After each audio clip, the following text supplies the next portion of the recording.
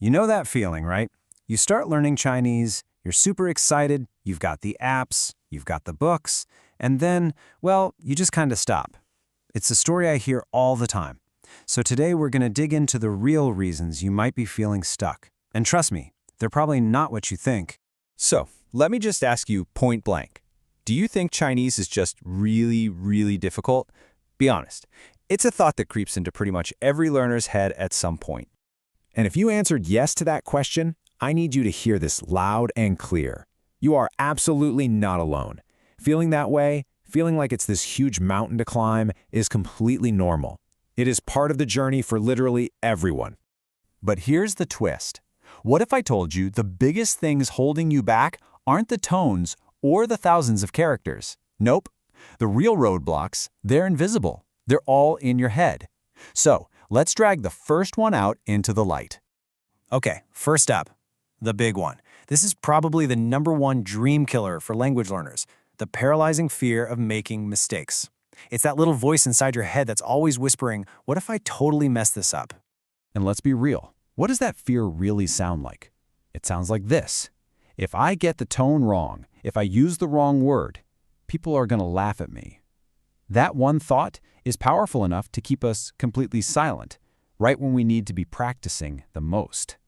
This is where we have to do a little mental flip. Fear tells you that a mistake is a failure. It's a big red stop sign. But the reality, the truth, is that every single mistake is just data. It's not a failure, it's a signpost pointing you in the right direction. It's literally how you learn. And this just nails the point home perfectly. I mean, think about it. How did we all learn to talk in the first place? Did any toddler on Earth speak in perfect sentences? Of course not. We babbled, we made tons of mistakes, and our parents would just smile and gently correct us, and eventually we got it. Learning Chinese is exactly the same process. All right, let's move on to the second barrier. Oh man, this one is so sneaky. I call it the comparison trap.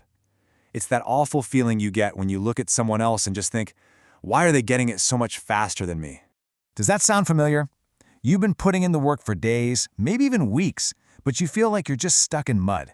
It feels like you're moving at a snail's pace while everyone else is just sprinting past you. Okay, so this is so important. We have to change the way we measure our own progress, looking at other people or aiming for these crazy goals like, I'm going to be fluent in a month. That's a recipe for disaster. It's just going to make you want to quit. The only person you should ever compare yourself to is you from yesterday. Did you learn one new word today? Did you even just try to say something out loud? That right there is real progress. And now, for the barrier I think we've all used, the classic, I'm just too busy, I don't have time. Life gets crazy, I get it. And sitting down to study can feel like a total luxury. But what if our whole idea of study time is completely wrong? The first thing we need to do is get this image out of our heads. This idea that to make real progress, you need these huge 2-hour chunks of dedicated, uninterrupted study time. For most of us, that's just not going to happen. It's totally unrealistic. Because you know what? The real secret isn't about how long you study, it's about how often you study. 5 minutes a day, done every single day, is so much more powerful than a 2-hour cram session once a week. This is doable. This is the magic key. And you might be thinking, okay, but where do I find these 5 minutes? Well, they're hiding everywhere. You can listen to one sentence of a podcast while you're brushing your teeth. You can review a flashcard while you're waiting for your coffee to brew. You can look at one new character right before you fall asleep. It's about weaving these tiny little moments into the day you already have. So when you put all of this together, getting over the fear, stopping the comparison, finding those little moments, what does it add up to? It means we need a totally new mindset. You've got to stop thinking about learning Chinese like it's a sprint you have to win. Instead, think of it like planting a tree. I mean, just look at how this works. It makes so much sense. You don't plant a tiny seed and then get angry when it's not a giant oak tree the next day, right? No, you plant it, you give it a little water every single day, and slowly over time you see a little sprout, and eventually it grows into something strong. Your Chinese ability is exactly the same. Little bits of effort every day build into something amazing. And I just love this way of thinking. It's so powerful. The goal isn't just to pass a test or get a perfect score. The real goal is to build a bridge that connects you to an amazing culture, to new friends, to a whole different way of seeing the world. Okay, so that's the big picture mindset shift. But how do we actually do it?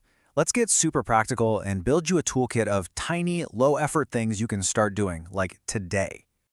Look, we are not talking about massive, life-changing commitments here. What if, today, you just recorded your voice saying one single word? Or you wrote one character on a sticky note and put it on your computer monitor? Maybe just listen to one song in Chinese on your way to work. The whole point is to make touching the language so easy and so fun that it just becomes a normal part of your day.